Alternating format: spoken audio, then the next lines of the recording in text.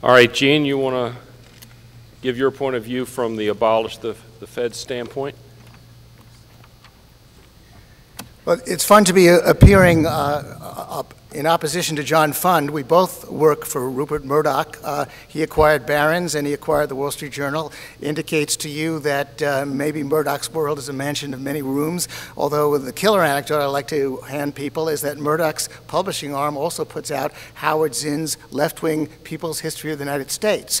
The man puts profits before politics, and indeed, the fundamental reason why I am pro-capitalist is because free speech, freedom of the press, is something I hold dear, and private ownership of the means of production is a necessary condition to the maintenance of free press and free speech. Similarly, the abolition of the Federal Reserve is necessary in order to bring back government accountability to the people. It's fairly simple what has happened over the last few centuries, even before the Federal Reserve was created. The kings wanted to fight their wars. They couldn't borrow enough. They couldn't tax enough, so they started to print money.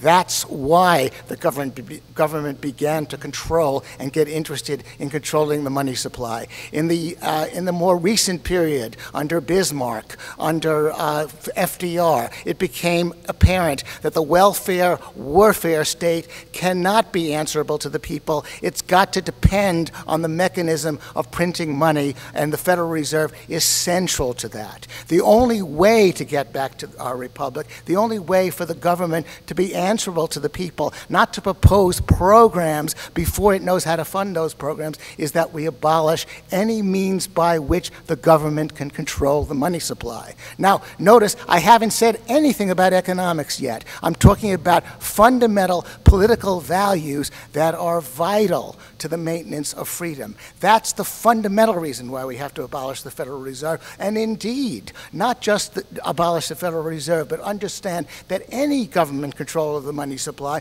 because control of the money supply by the government has been ubiquitous for centuries. It was very, very apparent in the 19th century before the Federal Reserve was created. That's also why we had monetary instability and corruption, or indeed the War of 1812 was financed through the printing of money by the New England banks, and then the protection of those New England banks by the government. All of that sorry history, it depends on government control of the money supply. Now, why else would I abolish the Federal Reserve? Because it causes business cycles. Warren Coates, on the opposition, just spoke about what the Fed did and didn't do right after the collapse of the economy over the last couple of years. Well, let me give you a little anecdote that does not even require an understanding of Austrian business cycle theory. The driving force of the real estate bubble was something known as adjustable rate mortgages, ARMs.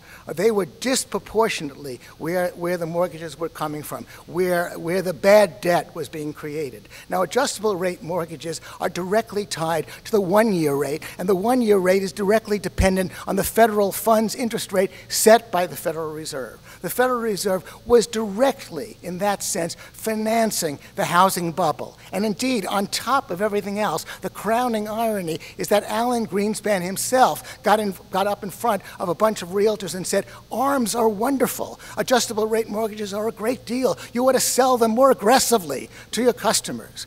That's one simple anecdote that I suggest Warren Coates embrace, understand, in order to appreciate the fact that the Federal Reserve was part of the problem. It created the bubble. And then afterwards, it's the drug pusher, and afterwards it gets to run the methadone clinic and claim that it didn't push the drugs in the first place. So simply put, in order to have political freedom, in order to have economic stability, we need not just to abolish the Federal Reserve, we need to declare that money and interest rates are the province of the free market.